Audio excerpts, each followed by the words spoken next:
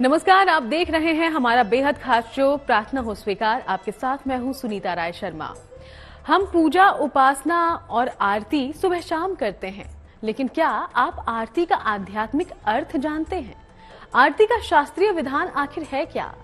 वेदों में आरती के कौन से नियम बताए गए हैं? मंदिरों में देवताओं की आरती कैसे और कब की जाती है? कहते हैं कि जब तक आरती न की जाए तब तक ईश्वर की पूजा को पूर्ण नहीं माना जाता। तो मनोकामना पूर्ति के लिए कैसे करें आरती? आज हम आपको आरती से जुड़ी कुछ ऐसी ही कल्याणकारी बातें बताएंगे।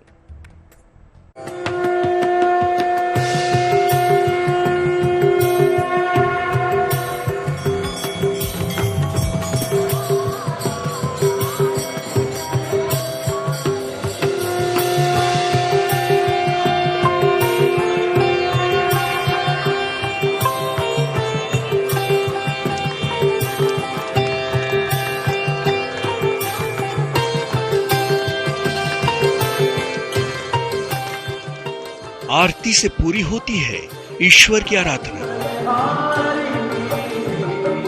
आरती है भगवान की साधना। आरती में समाई है दैवीय शक्तियां।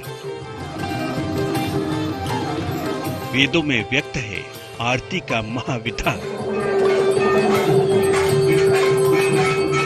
भगवान की पूजा से मन को शांति और आत्मा को तृप्ति मिलती है। कहते हैं हाथों में घी का दीपक लेकर सच्चे मन से आस्था के साथ गाकर अगर भगवान को पुकारा जाए तो भगवान जरूर आते हैं।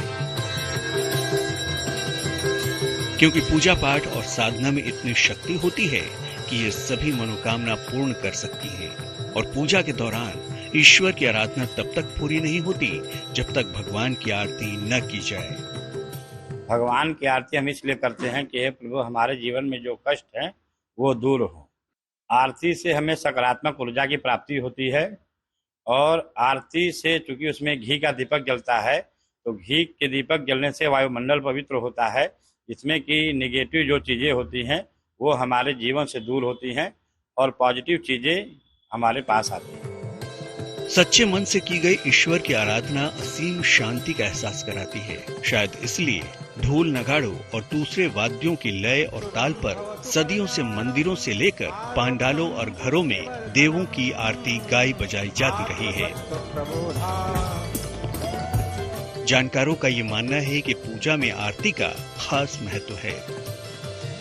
आरती में जाने से पहले भगवान के यहाँ मंदिर पे पहले घर में शुद्ध होकर अपना और नूतन वस्त्र या धुला हुआ वस्त्र पहनना चाहिए, ताकि हमें ऊर्जा प्राप्त हो सके और वहाँ पे एकाग्र मन करके भगवान की आरती में सम्मिलित हो, जिससे हमें की सकारात्मक ऊर्जा प्राप्त हो। आरती के महत्व की चर्चा सर्वप्रथम स्कंद पुराण में की गई है। आरती हिंदू धर्म की पूजा परंपरा का एक अत्यंत महत्वपूर्ण कार्य है। किसी भी पूजा पाठ, यज्ञ, अनुष्ठान के अंत में देवी देवताओं की आरती की जाती है। आरती की प्रक्रिया में एक थाल में ज्योति और कुछ विशेष वस्तुएं रखकर भगवान के सामने घुमाते हैं। थाल में अलग अलग वस्तुओं को रखने का अलग अलग महत्व होता है, लेकिन सबसे ज्यादा महत्व होता है आरती के साथ गाई जाने वाली स्तुति का। जितने भाव से आरती गाई जाएगी उतना ही ज्यादा ये प्रभावशाली होगी। पूजा उपासना के अंत में आरती की जाती है, जिससे जो कमी पूजन में रह जाती है वो आरती से पूरी हो जाती है। आरती की व्याख्या वेदों में भी की गई है। स्कंद पुराण में कहा गया है कि मंत्रहीणम क्रियाहीणम यत् कृतम पूजनम हरे सर्व संपूर्ण तोमति कृते निराजने शिवे। अर्थात पूजन मंत्रहीन और क्रियाहीन होने पर भी निराजन यानी आरती कर लेने से उसमें सारी पूर्णता आ जाती है। माना जाता है कि सच्चे मन और श्रद्धा से की गई आरती बेहद कल्याणकारी होती है। आरती के दौरान की जाने वाली स्तुति मन और वातावरण को शुद्ध और पवित्र कर देती है।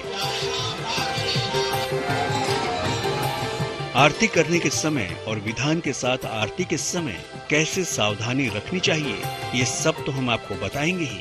लेकिन उससे पहले हम आपको बताते हैं कि आरती करने के क्या लाभ हैं। आरती के दर्शन का भी लाभ होता है। जहाँ पे आरती भगवान की होती है वहाँ पे सकारात्मक ऊर्जाएं व्याप्त रहती हैं और जितने भी लोग वहाँ पे उपस्थित रहते हैं उनको उस सकारात्मक ऊर्जा का लाभ प्राप्त होता है। उसमें वेद मंत्र का उच्चारण भी होता है। जितने ब्राह्मण गण होते हैं उसमें ब्राह्मण लोग अपना वेद मंत्र का उच्चारण करते हैं, फिर उसके बाद मंत्र आरती का पाठ करते हैं। मानसिक शांति मिलती है, आध्यात्मिक विकास होता है, वातावरण से वायरस दूर होते हैं, वातावरण सुगंधित बनता है, मंत्रों की कमी पूरी करती है आरती। आस्था के साथ की गई आरती पूर्ण फल देती है। मान्यता है कि भगवान का गुणगान करने वाली आरती उनके भक्तों को भक्ति के सरोवर में डुबोने का जरिया बन जाती है। आरती के भी कुछ नियम बताए गए हैं, तो अब हम आपको बताते हैं आरती के वो नियम। आरती करने के नियम है कि पहले जिस भगवान की पूजा होती है उस भगवान के चरण में 4 बार घुमाते हैं दीपक को, फिर उसके बाद नाभि में 2 बार और मुखमंडल में 1 बार और 7 बार मुख से लेकर पैर तक का। इस प्रकार से 14 बार आरती घुमाते हैं। जिस प्रकार से 14 भुवन हमारे शास्त्रों के अनुसार बताए गए हैं, 14 भुवन के निमित्त भगवान विष्णु का या जो भी प्रधान देवता है उनके निमित्त हम लोग घुमाते हैं। उसमें वैदिक मंत्र हैं, कुछ लौकिक आरती भी होती है, वो हम लोग पढ़कर भगवान की आरती करते हैं, जिससे कि हमारे जो जीवन में कष्ट है उस कष्ट का निवारण हो सके। बिना पूजा, उपासना, मंत्र जाप, प्रार्थना या भजन के सिर्फ आरती नहीं की जा सकती। हमेशा किसी पूजा या प्रार्थना की समाप्ति पर ही आरती करना श्रेष्ठ होता है। आरती की थाल में कपूर या घी के दीपक दोनों से ही ज्योति प्रज्वलित की जा सकती है। अगर दीपक से आरती करे तो ये पंचमुखी होनी चाहिए। पूजा के फूल और कुमकुम भी जरूर रखें। आरती की थाल को इस प्रकार घुमाएं कि ओम की आकृति बन सके। आरती को भगवान के चरणों में 4 बार, नाभि में 2 बार और मुख पर 1 बार और संपूर्ण शरीर पर 7 बार घुमाना चाहिए। आरती के बाद थाल में रखे हुए फूल देने चाहिए और कुमकुम का तिलक लगाना चाहिए। सच्चे मन से ईश्वर की पूजा करने से हर मनोरथ पूरा हो जाता है। लेकिन अगर पूजा में आरती पूरे नियम और संयम से किया जाए तो इससे विशेष लाभ मिल सकते हैं। मनोरथ को पूर्ण करने के लिए आरती से जुड़ी कुछ और खास बातें हैं, वो हम आपको आगे बताएंगे। आरती देवों की कृपा पाने का सबसे सरल और आसान साधन है, इसलिए हर पूजा उपासना में आरती सबसे अंत में की जाती है, या कहें कि आरती से ही पूजा पाठ, उपासना, आराधना समाप्त होता है। तो आरती की थाली में आखिर होना क्या क्या चाहिए और साथ ही आरती करते वक्त किन किन बातों का ध्यान रखना चाहिए, देखिए।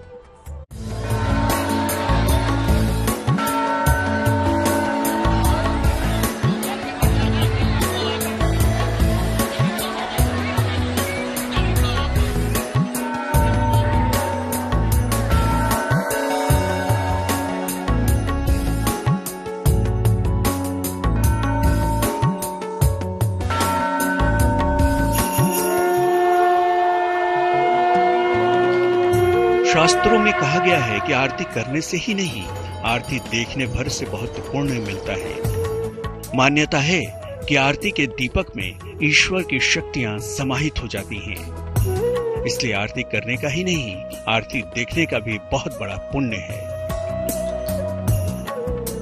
संगीत की धुन और लय ताल के साथ गाई जाने वाली आरती वातावरण को भक्तिमय बना देती है। भक्ति का यही आध्यात्मिक भाव ईश्वर की असीम अनुकंपा दिलाता है। आरती सुर, लय और राग में गाई जाती है। इसके पीछे धार्मिक कारण है। धार्मिक कारण ये है कि संगीतमय आरती भक्तों को प्रसन्न करती है। संगीत हर स्थिति में मन को सुकून देने वाला होता है।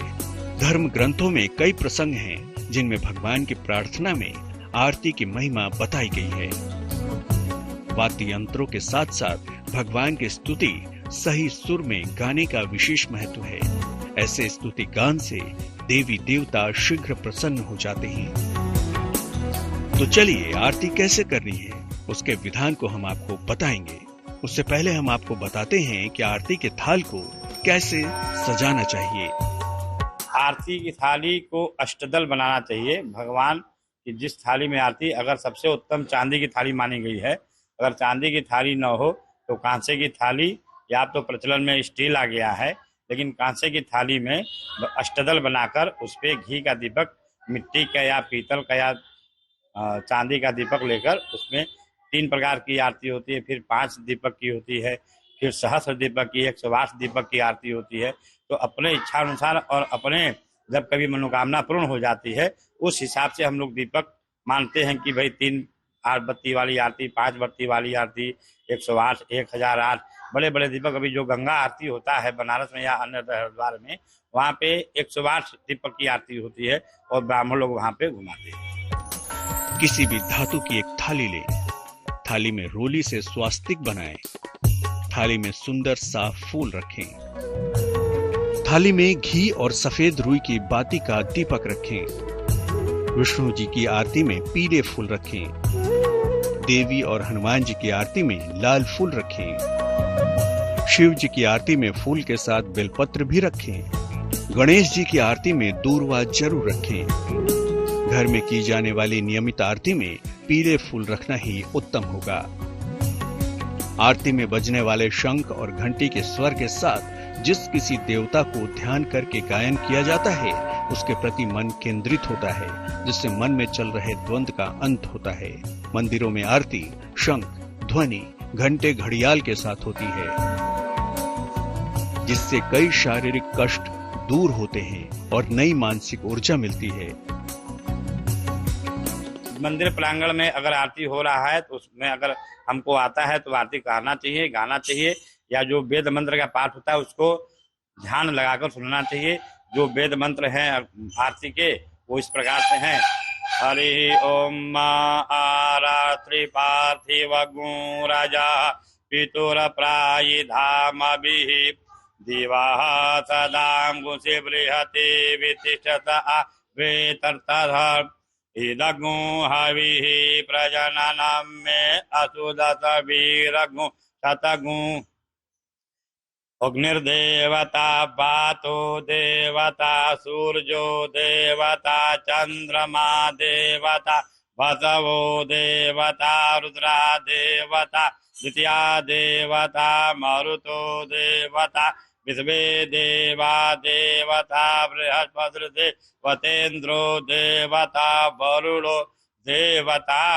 इसमें हर प्रकार के जितने 33 कोटि प्रकार के देवता बताए गए हैं उन सभी लोगों का नाम आता है और उन सभी को एक साथ हम लोग प्रणाम करते हैं कि हे प्रभु, आप सभी लोग मिलकर हमारे यहाँ जो मंदिर प्रांगण में या जहाँ भी आरती हो रहा है जितने लोग भी हैं उनको सकारात्मक ऊर्जा ईश्वर प्रदान करे और हमारे जीवन में उन्नति हो। इस प्रकार से हम लोग प्रार्थना करते हैं।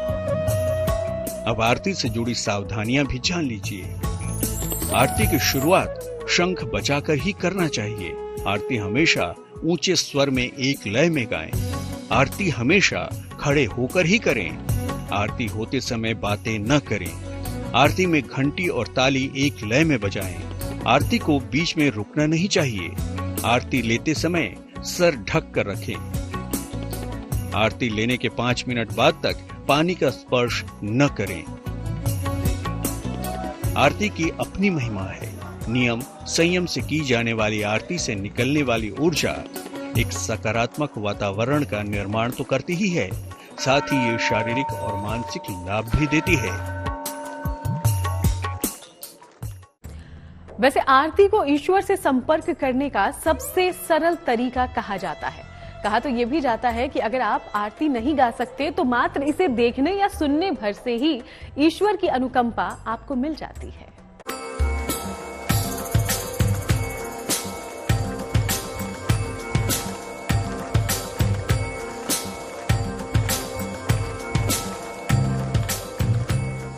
घर हो या मंदिर, भगवान की पूजा के बाद घंटे और शंख ध्वनि के साथ आरती की जाती है।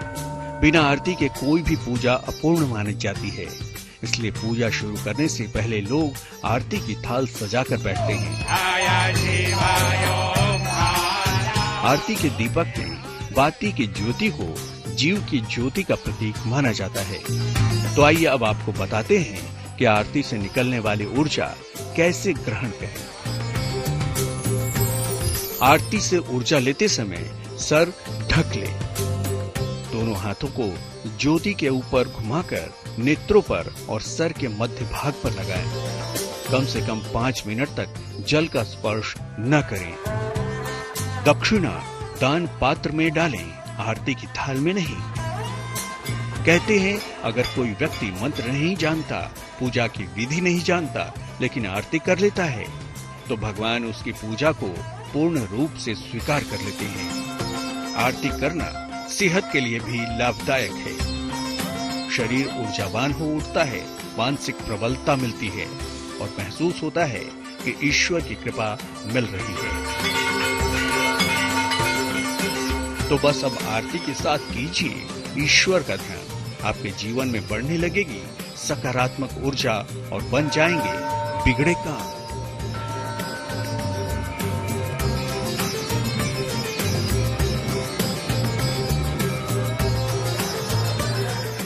तो प्रार्थना हो स्वीकार में आज के लिए फिलहाल इतना ही। देश दुनिया की बाकी तमाम खबरों के लिए आप देखते रहिएगा GNT।